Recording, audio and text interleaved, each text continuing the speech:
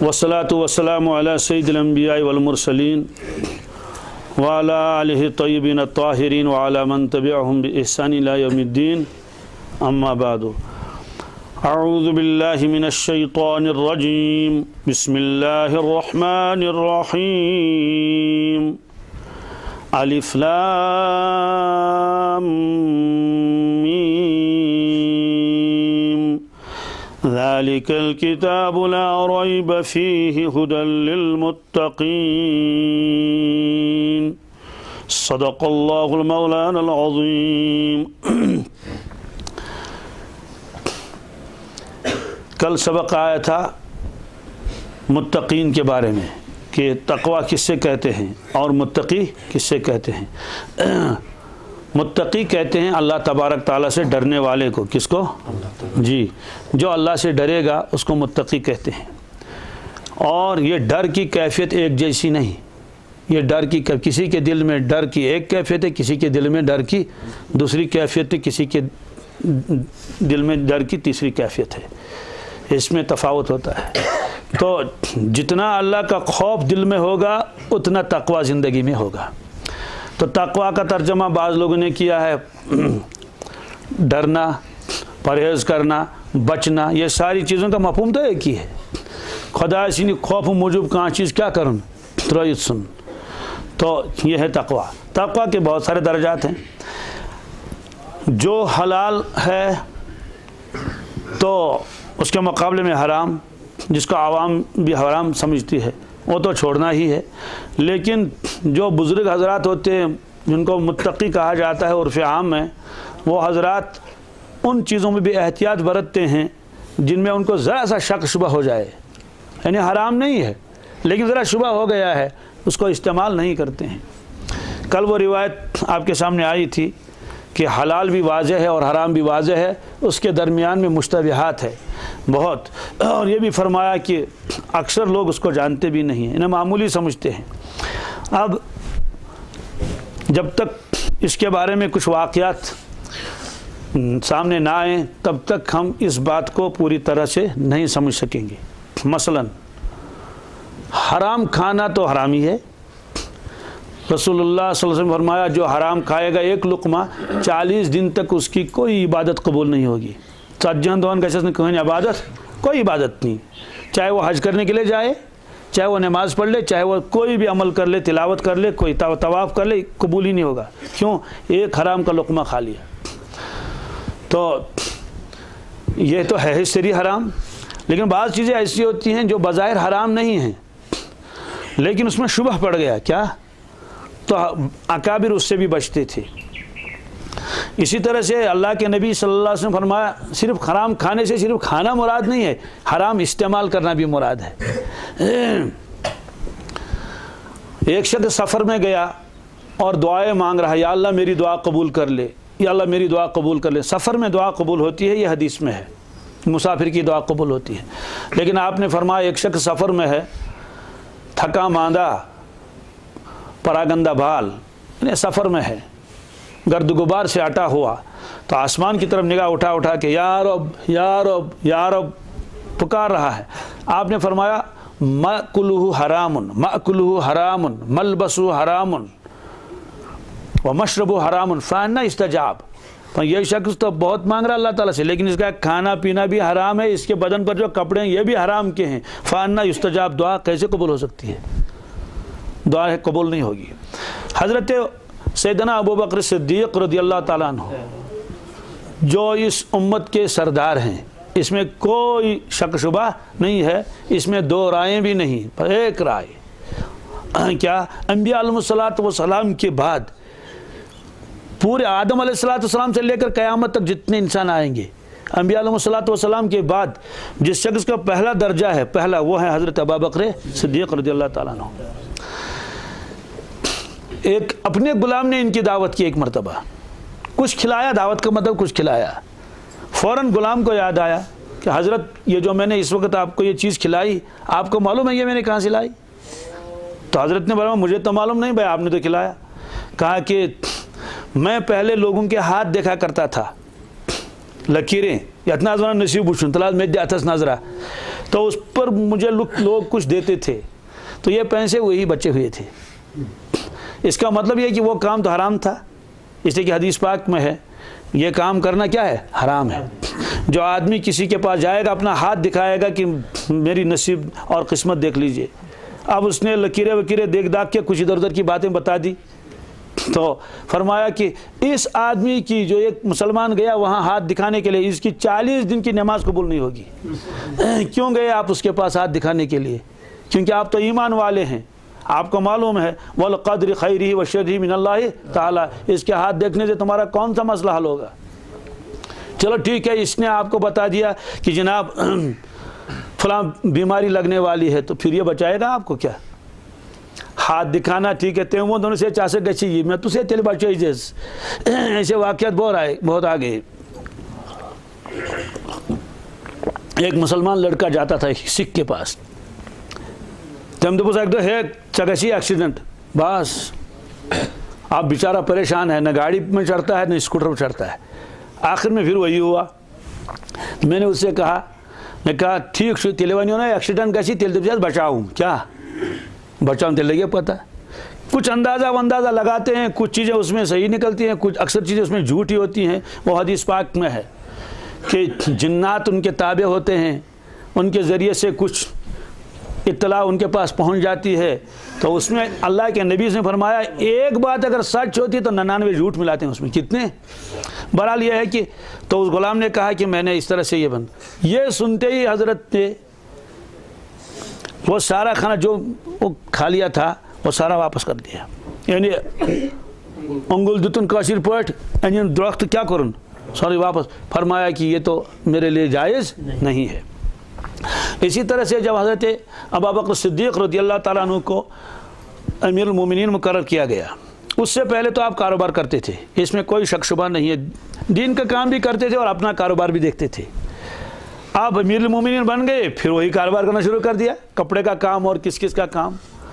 तो लोगों ने कहा हज़रत खुद वफद आमुस तो वनकस काय मकाम रसूल पाक सम खलीफा रसूलुल्लाह सल्लल्लाहु अलैहि वसल्लम। हज़रत तदनियो तशरीफ हज़रत फरमा मगर बेचना यपर कि नल तो बस हज़रत ये था तो थी, इसलिए उनको लाया कि नहीं साहब हज़रत आपका वक्त तो ज़्यादा कीमती है, ये तो उम्मत को ज़रूरत है आपकी, हम आपकी ज़रूरतों को पूरा कर लेंगे। कहा बैतुल माल से इतना सा वजीफ़ा आपके नाम जारी कर दिया जाएगा। आपने फरमाया ठीक है। थोड़ा सा चलता रहा, वही रोटी जैसे पहले खाते थे उसी अंदाज की मामूली दर्जे की ग़िज़ा।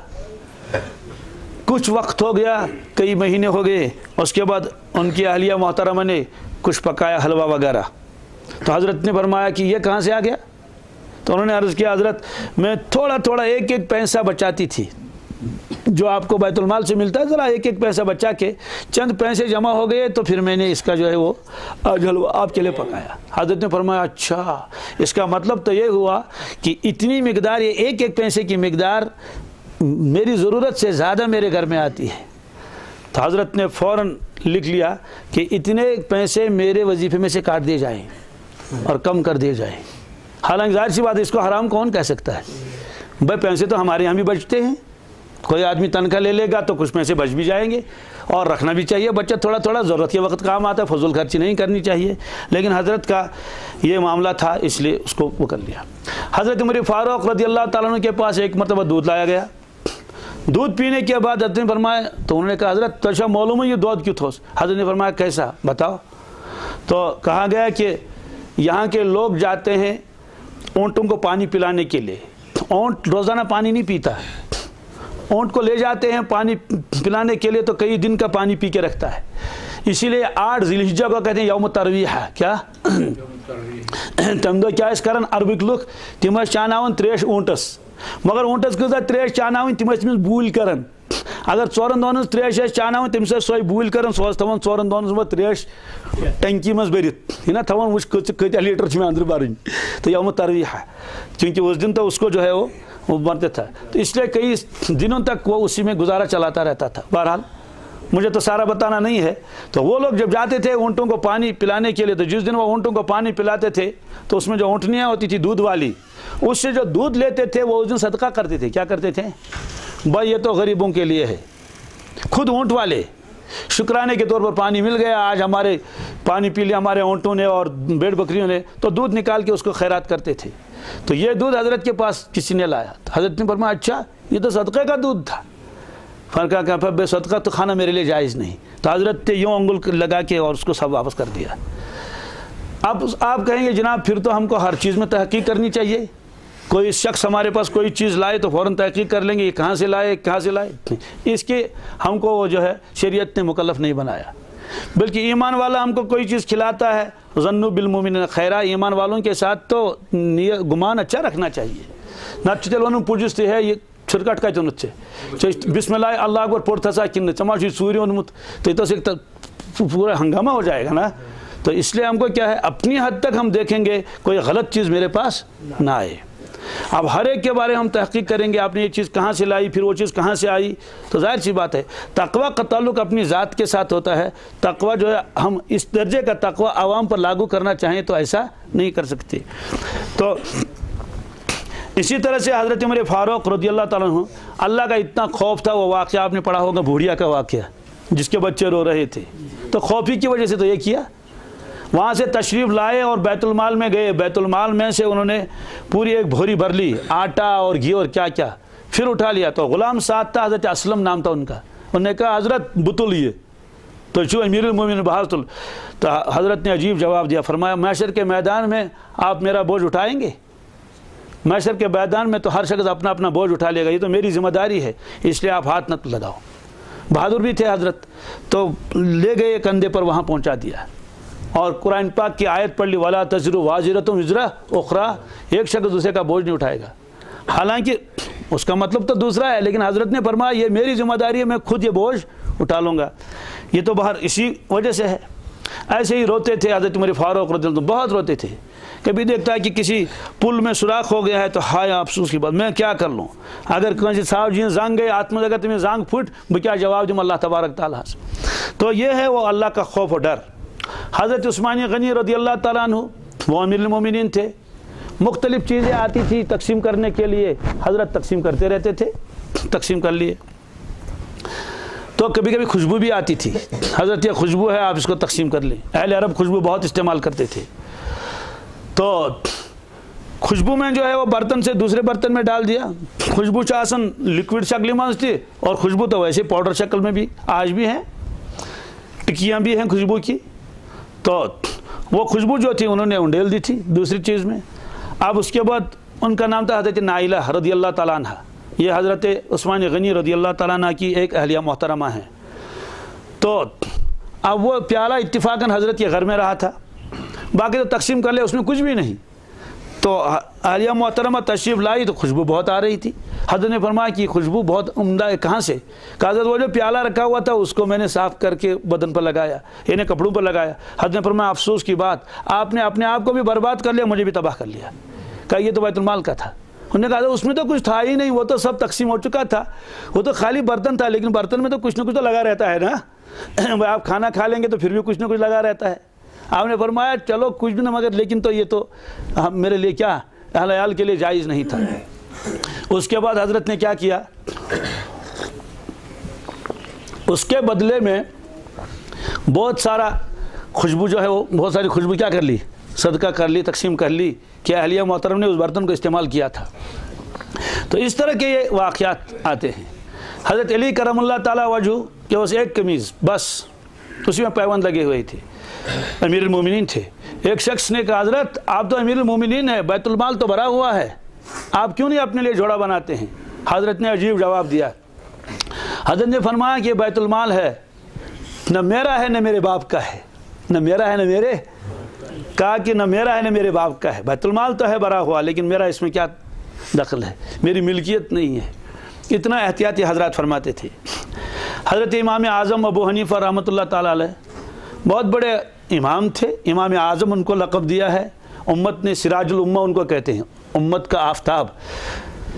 वो कारोबार भी करते थे, कपड़े के एक थान में हल्का सा वो तो लगा हुआ था, सुराख हो गया था इतना सा ज़रा सा, यत्का शिरपट इतना मामूली टूक क्यों लागुन। तो उस अपने गुलाम से कहा कि देखो جب تم اس کھان کو بیچو گے تو خریدار کو دکھانا کہ اس میں یہ خرابی ہے، اس کی وجہ سے اس کے کچھ پیسے کم کر دینا جس پر وہ راضی ہو جائے۔ حضرت نے فرمایا ٹھیک ہے۔ اس کے بعد انہوں نے سارے وہ بیچ دیا جتنا بھی کپڑا، واپس آیا تو حضرت نے فرمایا اچھا ٹھیک ہے، کیا کیا کیا؟ حضرت یہ کیا۔ اچھا وہ جو تھان تھا وہ دکھایا تھا آپ نے گاہک کو؟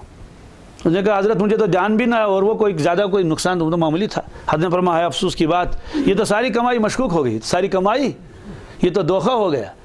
تو ایک تو نفع ہے، نفع نہیں، جتنے وہ ہزاروں روپے کا وہ جو مال تھا وہ سارے کا سارا صدقہ کر لیا اور معافی مانگنے لگے، اے اللہ مجھے معاف کر دینا، انہوں نے غلطی کی، میں نے بتایا تھا ان کو۔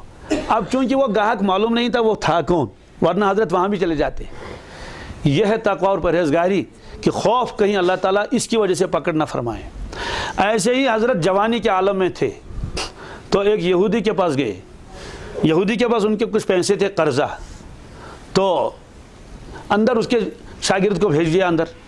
تو یہودی سے اس سے کہا کہ حضرت باہر تشریف رکھتے ہیں، کچھ لین دین آپ کا ان کے ساتھ تھا، گرمی کا زمانہ زبردست، تو حضرت تو وہیں کھڑے رہے دھوپ میں۔ اس کے بعد اس کے ساتھ بات ہوئی، اس نے کیا کہا ہوگا کل دیں گے یا کب دیں گے یا کیا ہوا، تو شاگرد نے کہا حضرت آپ دھوپ میں کھڑے ہیں، سائے میں بیٹھ لیجئے۔ سایہ کس کا تھا؟ یہودی کے مکان کا سایہ۔ حضرت شیلس بھی ہوئی یوکن شہجارس بھی ہوئی یوکن تکیا جو تاپس بھی۔ تو حضرت نے اس سے کچھ نہیں کہا، آپ دھوپ میں بیٹھے۔ جب واپس نکلے تو حضرت نے فرمایا سنو، آپ نے اصول نہیں پڑھا، کل قرض جرہ نفعا فہو ربا، کہ مقروض سے جس کے اوپر قرضہ ہے اگر اسے قرضہ بھی وصول کیا جائے اور اس کے ساتھ اور بھی کوئی چیز وصول کر لی جائے تو وہ حصہ سود بنتا ہے، وہ حصہ۔ حالانکہ وہ تو اصول یہ ہے کہ 1000 روپے کسی کو دیا ہے، آپ نے اس سے 1100 روپے لے لیے، یہ تو سود ہے۔ آپ نے کسی کو 500 روپے دے دیے، اس سے واپس میں اسے کہا 600 روپے دے دیجئے، تو واقعی ہے یہ زیادتی ہے۔ لیکن یہ کہاں کی زیادتی ہے کہ آپ نے اس سے کچھ نفع اٹھا لیا، کیونکہ تقویٰ کا اعلیٰ درجہ تھا۔ حضرت نے فرمایا ایک تو میں اس سے وصول کر لوں گا اپنے پیسے، اور جب تک میں اس کے سائے میں بیٹھوں گا، اس کا مطلب یہ ہے کہ میں نے اس کے گھر کا سایہ بھی اٹھا لیا اور پیسے بھی، چونکہ میرا اس کے ساتھ کوئی اور رشتہ وغیرہ نہیں ہے، صرف یہی کاروباری تعلق ہے۔ رشتہ وغیرہ ہوتا، کوئی مسلمان ہوتا تو ظاہر سی بات ہے وہاں آدمی اتنی احتیاط کرنے کی ضرورت بھی نہیں۔ تو حضرت نے فرمایا میرے لیے جائز نہیں۔ اس سے ایک اصول نکالا ہے فقہ نے، یہ کہاں انسان کون سی اگرائے گا تم چانو چائے کپ کیا چانون۔ اب مسئلہ ہے کہ یہ چائے کا کپ اس کے لیے حلال ہے حرام ہے، جائز ہے ناجائز ہے۔ تو ایک تو پیسے وصول بھی کر لیے، بس 5 سال بیچانون چائے تھی، تو اصول کے اعتبار سے اگر اس کے ساتھ صرف کاروباری تعلقات ہیں تو تب تو یہ علاوہ ہو گیا، اس کو صاف کہنا چاہیے کہ بھائی میں تو اس طرح سے آیا ہوں، میں نہیں ہوں۔ لیکن اگر اس کے ساتھ اور تعلقات ہیں، رشتہ ہے، پہلے سے دوستانہ ہے، تب تو دوستانے اور رشتے کی بنیاد پر وہ پہلے بھی آتا تھا پھر بھی آئے گا، تب تو یہ الگ مسئلہ ہے۔ لیکن اگر صرف اتنے ہی تعلقات ہیں اور وہ چائے پلا رہا ہے تاکہ اس میں تائیں وگرائے کرن یہ کو سوئیں کہتا سنڈا چھپے کرن، تو ظاہر سی بات ہے یہ مانا جائے کہ یہ تو زیادتی آپ نے لی اس سے۔ اسی طرح سے کسی کا قرضہ کسی کے اوپر ہے، اب وہ اس قرضے کے دباؤ میں آ کر کہتا ہے ونی سے کام ہی صبح اس سے کچھ کام لیتا ہے بغیر معاوضے کے، تو یہ بھی سود میں داخل ہو جائے گا۔ تو حضرت نے فرمایا میں ایسا نہیں کروں گا۔ ایسے کہ حضرت کے گاؤں جہاں حضرت رہتے تھے بستی میں، وہاں ایک ہمسائے کی جو بکری چوری ہو گئی ہے، نیا سور دیا کمستان ساوش۔ اب یہ معلوم نہیں ہے کہ وہ ظاہر سی بات ہے وہ تو ظاہر جو لے جائے گا تو کسی کسائی کو دے گا، سو کرتے میں ذبح۔ تو حضرت نے معلوم کر لیا کہ بکری کی زیادہ سے زیادہ عمر کتنی رہتی ہے۔ حضرت نے فرمایا حضرت کیا عمر رہتی ہے؟ 6 سال 7 سال سے زیادہ اس کی عمر ہوتی نہیں، اکثر تو کٹتی رہتی ہے، ان کو ذبح کر دیا جاتا ہے، اور اگر کسی کو ذبح بھی نہ کیا جائے تو 7 سال تک، تو اس کے بعد تو بہرحال یہ جانور مر جاتے ہیں۔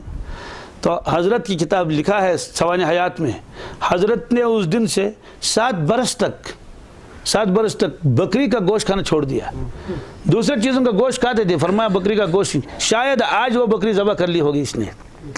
تو ظاہر سی بات ہے اتنے متقی جو ہوں پرہیزگار، تو ان کا خوف خدا کیسا ہوگا۔ اس طرح سے یہ بہت سارے واقعات ہیں ہمارے اکابر کے۔ حضرت عمر بن عبدالعزیز کا واقعہ تو مشہور ہے کہ وہ حضرت عمر فاروق کے ذریت سے ہیں، اسی لیے ان کو عمر ثانی کہتے ہیں۔ حضرت عمر فاروق رضی اللہ تعالیٰ گشت کرتے تھے، گشت کرتے کرتے ایک جگہ پہنچے، یہ مسئلہ لکھا ہے کہ کان لگانا جائز ہے یا ناجائز ہے۔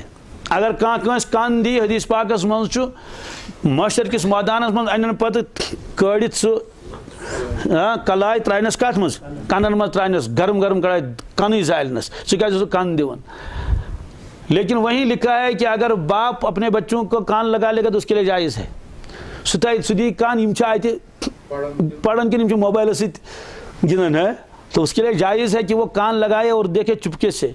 ऐसे उस्ताद कान लगाएगा कि ये बच्चे पढ़ रहे हैं या क्या कर रहे हैं, अपना झगड़ा कर रहे हैं। ऐसे शेख उसके तरबियत में मुरीदीन हैं तो उनकी निगरानी वो चुपके चुपके भी कर सकता है। उसके लिए ये चीज़ें जायज़ है, नाजायज़ नहीं है। लेकिन और आवाम के लिए ये चीज़ें जायज़ नहीं है कि कांदी कंस क्या कान, क्या ज़रूरत है ये।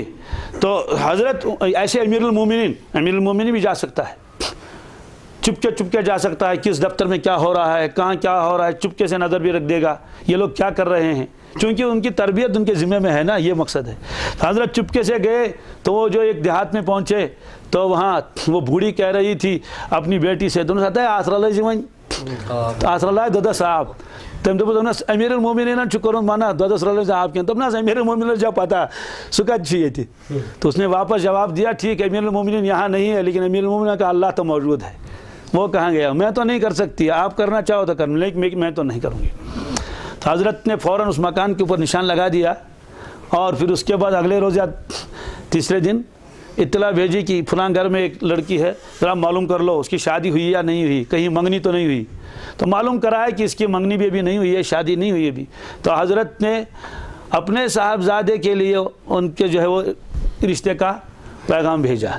उन्होंने कहा हज़रत हम तो शीर फरोश हैं, आप तो अमीरुल मोमिनीन हैं। हज़रत ने फरमाया कि आप शीर फरोश हों कुछ भी हों, लेकिन ये लड़की मुत्तक़ी व परहेज़गार है जिसकी बातें हमने कल सुन ली, तो रिश्ता हुआ। उसी की ज़रूरत में तो हज़रत उमर इब्न अज़ीज़ हैं रहमतुल्लाह ताला अलैह, इसलिए उसको उमर सानी कहते हैं। उनके बारे में लिखा है जब वो उम्मत का काम करते थे तो चराग जलाते थे बैतुल माल का, और जब वो काम ख़त्म होता था वो चराग बुझा के अपना चराग जलाते थे। कहते भाई इतना तो यहाँ तक तो मेरे लिए जायज़ था बैतुल माल का चराग जलाना, अब मेरे लिए जायज़, अब तो मेरा ज़ाती काम है। तो ये हजरात इस तरह के थे। एक मस्जिद में एक लड़का तालिब इल्म था, तो मस्जिद वाले इशा की नमाज़ पढ़ने के बाद चराग बुझाते चले जाते थे। तो एक मेहमान वहाँ बैठा हुआ था, उसने देखा कि वो जो वहाँ मौज़िन है वो एक तालिब इल्म भी था, वो वहाँ मौज़िन भी था, दिन में जाता था पढ़ने के लिए। मोहल्ले वाले सारे निकल गए तो उसने चराग बुझा दिया मस्जिद का, दूसरा चराग जलाया। तो उस मेहमान ने उससे कहा कि बेटे ये मालूम नहीं है कि आपने वो वाला जब बुझा लिया इसको जला दिया, ये क्या बात है। तो उन्होंने कहा कि तालिब इल्म ने कि ये पहला वाला चराग तो मस्जिद का है। किसका? तो मस्जिद वालों की इजाज़त तो बस यहीं तक है, जब सारे नमाजी निकल जाएंगे उसके बाद अब मुझे अपना मुताला करना, ये अब मेरा अपना चराग है। तो उसने उससे पूछा आपका इस्लाही ताल्लुक़ किससे है, यानी आपका पीर कौन है, यानी फरमाया आप कौन सी किताबें पढ़ते हैं। खाली किताब पढ़ने से तक़वा आ जाए ऐसा नहीं, कि आपका पीर कौन है। उन्होंने कहा मेरा पीर है मौलाना अशरफ अली थानवी अलैहिर्रहमान। हाँ ये बात है। तो समझ में आ गया कि ये चराग अब मेरे लिए जायज़, वरना गाँव वाले चले गए तो किसको मालूम है। आज भी यही असूल है कि बस्ती वालों की इजाज़त अगर है तो उन चीज़ों का इस्तेमाल कर लेंगे। जैसे बिजली है, जैसे और चीज़ है, जैसे मोबाइल आज चार्ज कर लेना है, कमेटी वालों की तरफ से इजाज़त है। अगर इजाज़त नहीं है तो अपना इंतज़ाम करना पड़ेगा, लेकिन अगर इजाज़त है तो ठीक है। तो ये वो खुदा का खौफ है कि कहीं इन छोटी छोटी चीज़ों पर भी पकड़ न हो जाए, और इन छोटी चीज़ों पर भी वहाँ जिसमें आदमी बेएहतियाती कर लेता है तो इसके बारे में पूछगछ होगी जब मालूम है कि ये चीज़ सही नहीं है। हमारे बुज़ुर्ग जो थे वो मदरसे के बारे में बहुत एहतियात करते थे। कोई मोहतमिम था, कोई मुदर्रिस। हज़रत मौलाना खलील अहमद साहब सहारनपुरी रहमतुल्लाह अलैह, ये हज़रत शेख के पीर हैं, सहारनपुर में पढ़ाते थे। और हदीस की एक किताब है अबू दाऊद शरीफ, मशहूर किताब है हदीस पाक की, उसकी अरबी शरह लिखी है मौलाना खलील अहमद साहब सहारनपुरी ने, उसका नाम है बज़लुल मजहूद। और अजीब बात तो यह है कि ऐसी शरह बज़लुल मजहूद की इन 1300 साल या 1200 जब तक वो अबू दाऊद शरीफ लिखी गई है, ऐसी अरबी की मबसूत और वसी शरह किसी ने नहीं लिखी, ना अरब में ना अजब में। जैसी बज़लुल मजहूद लिख दिया मौलाना खलील अहमद सहारनपुरी ने। बहुत ऊंचे दर्जे के शख्स हैं, मदीना तैयबा में दफन है। तो ये जो पढ़ाते थे तो پھر کبھی کبھی کوئی آدمی ملنے آتا تھا کہ حضرت آپ سے کچھ مشورہ کرنا ہے اپنا ذاتی، تو حضرت اس چٹائی سے اٹھ کے ادھر کو بیٹھتے تھے۔ ایک مرتبہ ایک شخص آیا، اس نے کہا حضرت 2 باتیں کرنی تھی، یہاں بیٹھنے کی ضرورت کیا ہے؟ حضرت نے فرمایا یہ چٹائی مدرسے والوں نے پڑھانے کے لیے دی ہے، اپنے ساتھیوں کے ساتھ باتیں کرنے کے لیے نہیں۔ حالانکہ چٹائی کو کیا ہو جاتا، لیکن حضرت احتیاط فرماتے تھے کہ یہ چٹائی ساترن چک دسمس کم خاطر یہ پڑھنا ہو سبق، وہ سبق تو ہو گیا، اب اپنی بات کرنے کسی سے تو وہاں سے اٹھ کے الگ کو بیٹھتے تھے۔ ایسے ہی حضرت جب اگر کسی وقت ہمیشہ وقت سے پہلے پہنچتے تھے درجے میں، لیکن اگر کسی وقت معلوم ہوا کہ 5 منٹ لیٹ ہو گئے ہیں یا 4 منٹ، تو اپنی ڈائری نکال کے لکھتے تھے 4 منٹ 5 منٹ، یہ لکھتے رہتے تھے 10 منٹ۔ کیا کرتے تھے تو مہینے 2 مہینے کے بعد وہ کرتے تھے جمع، یہ منٹ کتنے ہو گئے، اب یہ منٹ کتنے ہو گئے، جتنے منٹ ہوتے تھے تو گھنٹے بن جائیں گے نا۔ اگر یہ 2.5 گھنٹے بن گئے، کتنے، کیونکہ 6 گھنٹے پڑھائی ہوتی ہے مدرسوں میں، 4 گھنٹے صبح اور 2 گھنٹے ظہر کے بعد میں، 6 گھنٹے کی پڑھائی ہوتی ہے۔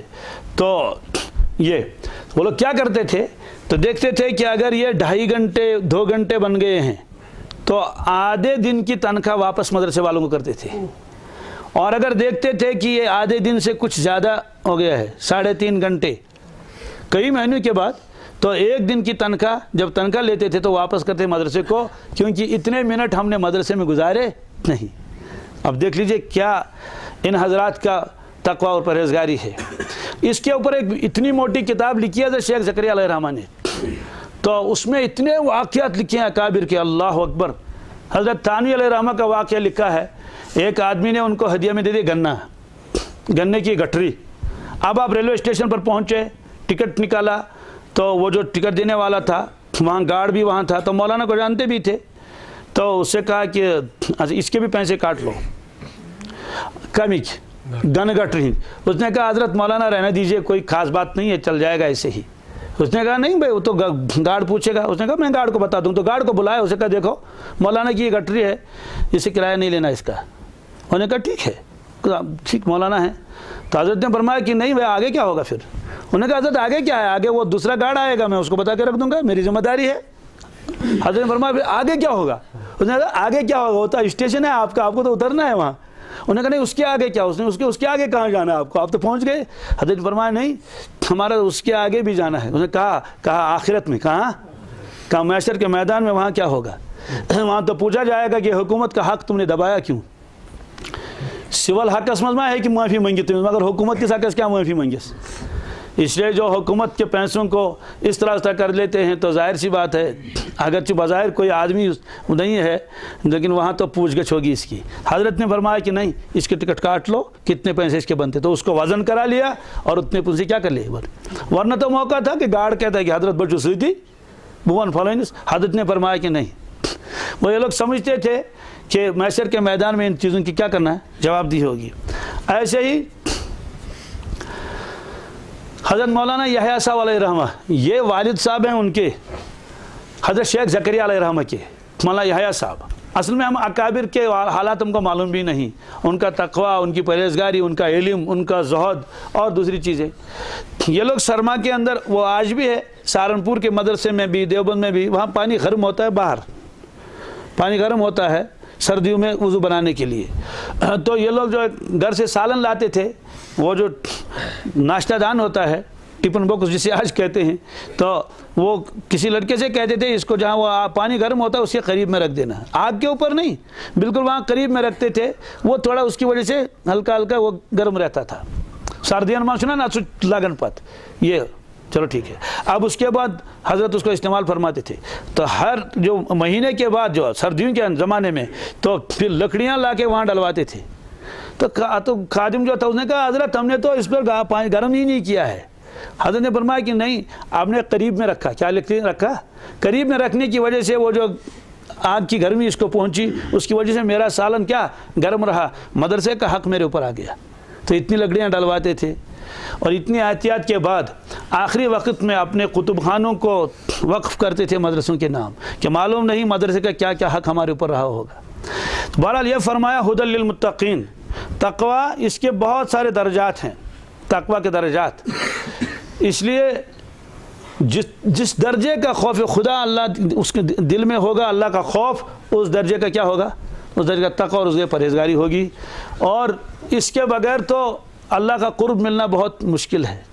یہ جو لوگ ہم بے احتیاطی کرتے ہیں، ایک مولانا کو میں بھی جانتا ہوں کہ وہ یہیں کشمیر کے ہیں، وہ جب صبح نکلتے تھے اپنے گھر سے مسجد کے لیے تو راستے میں ان کے وہ اخروٹ کے درخت آتے ہیں، کبھی بھی انہوں نے اخروٹ نہیں